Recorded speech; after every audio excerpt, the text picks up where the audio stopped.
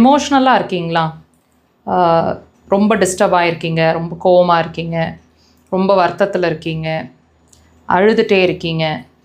இந்த மாதிரி சிச்சுவேஷன்ஸில் எந்த முடிவையும் எடுக்காதீங்க. டைம் கிட்ட உங்களோட பிரச்சனைகளை கொடுத்துருங்க.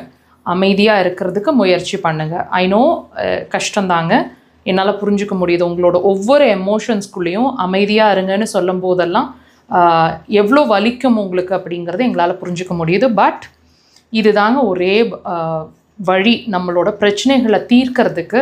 நம்ம எமோஷ்னலாக இருக்கும்போது ஒரு முடிவு எடுக்கிறதோ, ஒரு வாக்குறுதி கொடுக்கறதோ, ஒரு வேர்டு கொடுக்கறதோ கண்டிப்பாக பிரச்சனையை சால்வ் பண்ண போகிறதில்ல. அது ஒரு தீர்வாகவும் இருக்க போகிறதில்ல.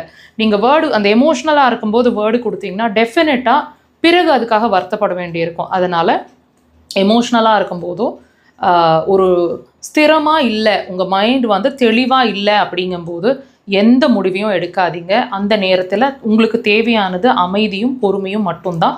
டைம் கிட்ட உங்கள் பிரச்சனைகளை கொடுத்துட்டு நீங்கள் பாட்டுக்கு அமைதியாக இருந்தீங்கன்னா அந்த டைம் உங்களுக்கான சொல்யூஷனை கொடுக்கும். தானாக வருங்க பிரச்சனைக்கான சொல்யூஷன். வாட்ச் பண்ணி பாருங்கள்.